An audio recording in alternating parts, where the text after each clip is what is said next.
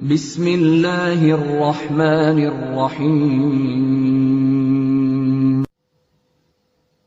Welcome back to PPSC in FPSC Math Center and we are solving PPSC test 2017 of lecture mathematics.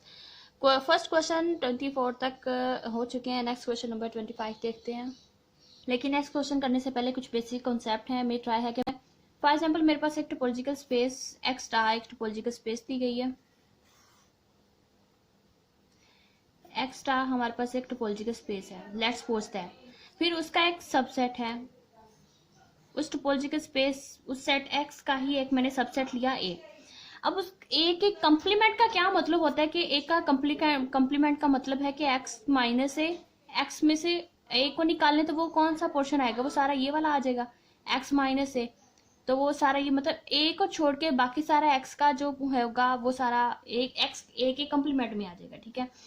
अब मैंने एक point लिया, इसके complement में से एक पॉइंट लिया और एक ऐसा ऑपोजिट लिया जो इस पॉइंट एक्स को कंटेन करता है.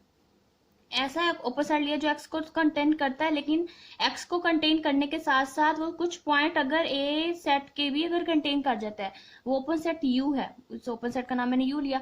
अगर वो सब ए के भी कुछ पॉइंट्स को कंटेन कर जाता है तो फिर वो जो एक्स होगा वो इसका लिमिट पॉइंट होगा. लिमिट पॉइंट की हमने क्वेश्चन नंबर 24 में डेफिनेशन पढ़ी थी.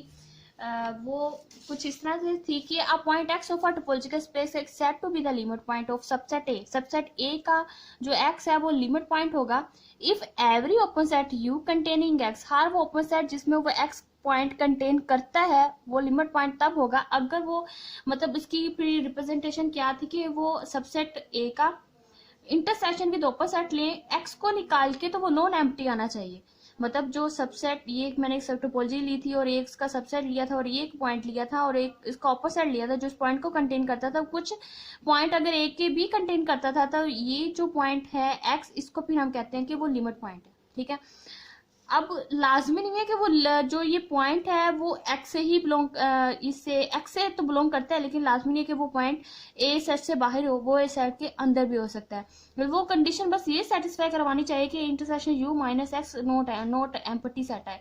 मतलब कुछ ना कुछ इस ओपन सेट और इस सेट ए में कुल पॉइंट कॉमन आने चाहिए एक्स को निकाल के. ठीक है. तो यहाँ मैंने पॉइंट लिया था ए से बाहर. अगर यही पॉइंट मैं इस एक्स के अंदर ले लूं तो भी इसका ऑपोजिट में एक ऐसा ऑपोजिट लूं जो ऑपोजिट यू लूं जो एक्स के अलावा ये पॉइंट बिलोंग करता है सेट ए से, लेकिन एक ऐसा ऑपोजिट लिया जो इस एक्स को साथ साथ ए सेट के किसी और भी अगर पॉइंट को कंटेन करता है.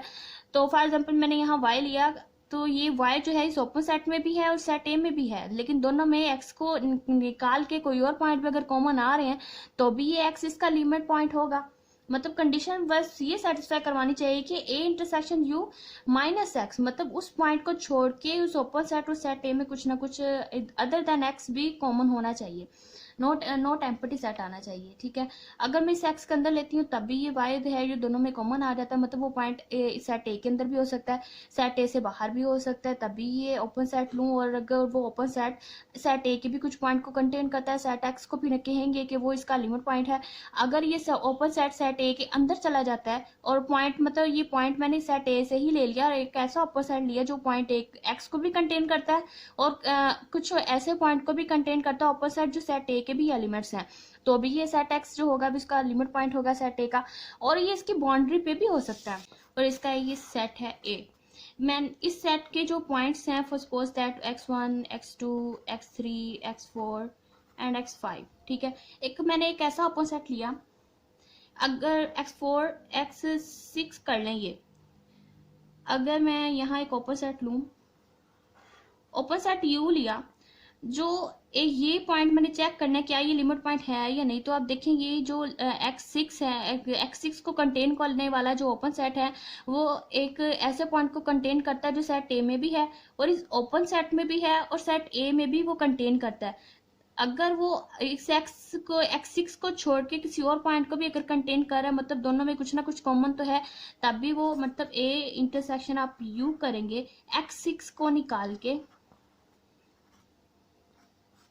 x6 को निकाल के तो वो नॉन एम्प्टी आएगा. यहाँ पे फिर वो x2 दोनों में कॉमन आएगा तो तब भी ये x6 इसका लिमिट पॉइंट हो.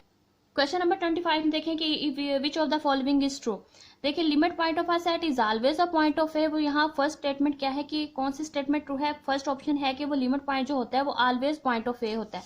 हमने अभी प्रूव किया कि वो पॉइंट चाहे सेट ए का हो, सेट ए से बाहर हो या उसका बाउंड्री पॉइंट ही हो, वो इसका लिमिट पॉइंट हो सकता है। ऑलवेज का जो यहाँ जो वर्ड यूज किया गया है, ऑलवेज तो नहीं हो तो सकता सेट ए में से, लेकिन ऑलवेज सेट ए का वो पॉइंट नहीं होता, तो ऑप्शन ए रॉन्ग हो गया।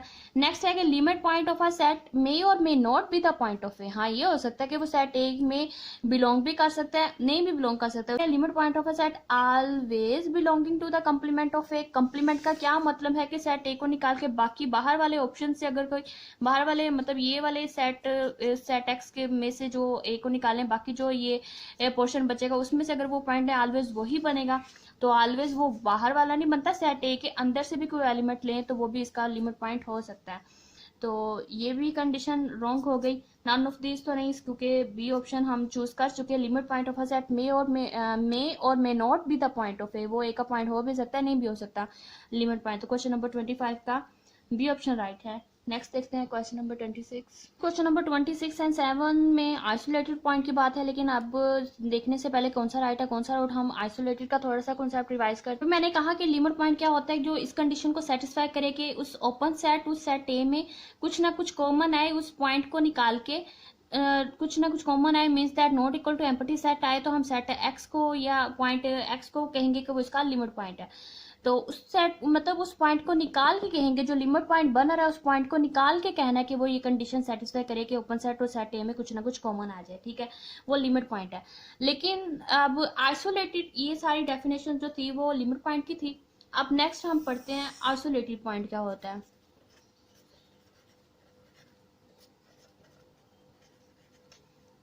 आइसोलेटेड पॉइंट बिल्कुल इसके लिमिट पॉइंट के ऑपोजिट है। उसमें वो जो लिमिट पॉइंट होता है उसको निकाल के कुछ कॉमन आना चाहिए।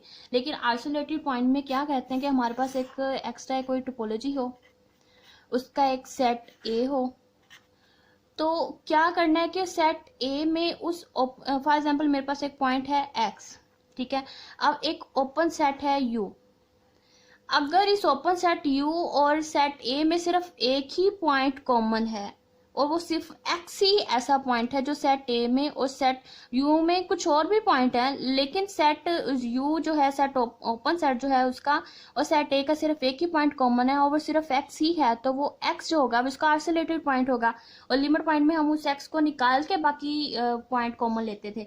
लेकिन आइसोलेटेड पॉइंट में क्या है कि वो सिर्फ एक एक्स ही अगर दोनों में कॉमन है तो वो इसका आइसोलेटेड पॉइंट होगा। मीन्स दैट के ए का जब intersection with open set you ले इक्वल टू सिर्फ एक सिंगलटन सेट आए, मतलब सिर्फ एक ही पॉइंट अगर दोनों में कॉमन है, सेट में से सेट का ही मतलब इंटरसेक्शन ले तो एक सेट ही आएगा, तो इसके लिए सेट नोटेशन में लिखा जाता है, मतलब कि दोनों में जो ओपन सेट और सेट ए में सिर्फ एक ही पॉइंट कॉमन है वो एक्स ही अगर है, तो ये जो एक्स होगा वो ये एक पॉइंट होता है, सेट भी नहीं होता, ये एक पॉइंट है, x is isolated point of set ए।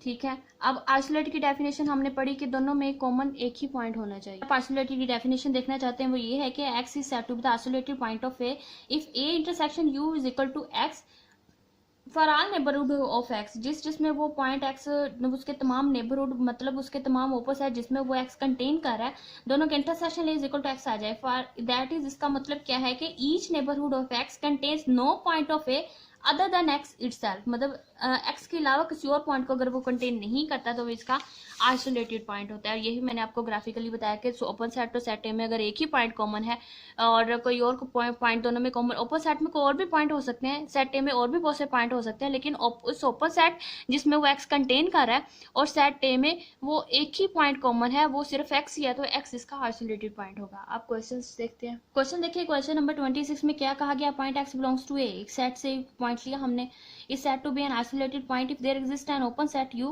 क्या कह रहे हैं कि A option is the right. Next कह रहे हैं कि intersection U not equal empty set आ जाए, मतलब दोनों में ओपन सेट में और सेट ए में कुछ भी कॉमन ना आए, तो ऐसा तो आइसोलेटेड पॉइंट की डेफिनेशन नहीं है। वो ये कहती है दोनों में एक ही पॉइंट कॉमन आना चाहिए, एटलीस्ट वन, मतलब एक ही पॉइंट होता है, एटलीस्ट का वर्ड भी नहीं, एक ही कॉमन पॉइंट होता है।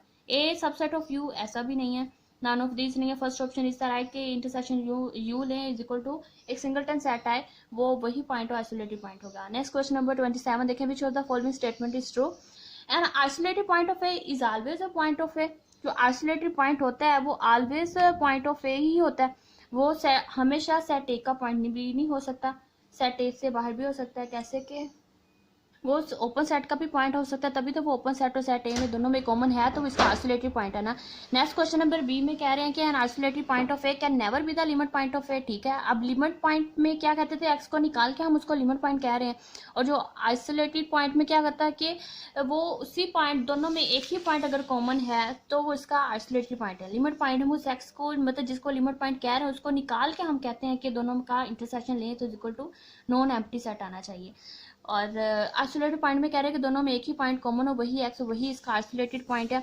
तो मतलब isolated point can never be the limit point. ठीक है, आइसोलेटेड पॉइंट लिमिट पॉइंट नहीं हो सकता।